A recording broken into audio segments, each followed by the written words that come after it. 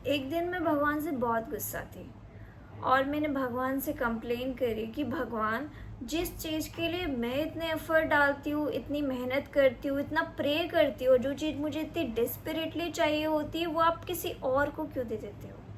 क्योंकि ऐसा मेरे साथ एक बार नहीं बहुत बार हुआ है कि जब मुझे चीज़ बहुत डेस्परेटली चाहिए थी, मैंने बहुत एफर्ट डाले, बहुत मेहनत करी, बहुत प्रे किया, सब कुछ किया, बट भगवान ने वो चीज़ किसी ऐसे जने को दे दी जो शायद उसकी इतनी वैल्यू भी नहीं करता, जिसके लिए शायद वो इतनी ज़्यादा इम्पोर्टेंट चीज़ भी नहीं है और जिसके लिए शायद उसने इतने एफर्ट भी नहीं डाले हैं। तो मैं बहुत गुस्सा थी। फिर मुझे सडनली एक थॉट आया जो मुझे लगा कि शायद भगवान का ही आंसर था। मेरे दिमाग में एक मदर और एक चाइल्ड आया, जिसमें एक बच्चा रो रहा है कि उसे चॉकलेट चाहिए, चॉकलेट चाहिए। उसकी मम्मी उसे चॉकलेट दे देती है।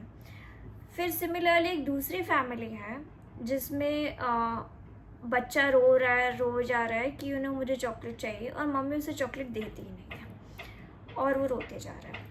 अगर हम इस सिचुएशन को बाहर से देखेंगे, दोनों फैमिलीज़ को, तो हमें लगेगा कि जो सेकेंड वाली माँ है वो कितनी क्रूअल है और जो फर्स्ट वाली माँ है वो अच्छी थी। बच्चा भी खुश हो गया, चॉकलेट मिल गई उसे और मम्मा ने दे दी। Situation is very fine looking.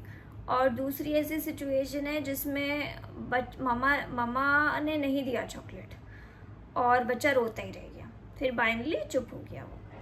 तो आपको लगा कि दूसरी वाली जो सिचुएशन है, दूसरी वाली फैमिली है, वो कितनी मम्मी उसकी कितनी क्रूअल थी और कैसा, मतलब वो बच्चा दुखी रह गया एंड ऑल। तो बाहर से हमें ऐसा मिल रहा है सिचुएशन, बट अगर आप देखेंगे कि बड़े होकर के उन दोनों में से कौन सा बच्चा है जो कि बड़े होकर के उसके अंदर इतनी हिम्मत होगी कि उसके सामने उसकी फेवरेट चीज़ भी पड़ी होगी तो वो उसे भी छोड़ के जा सकता है।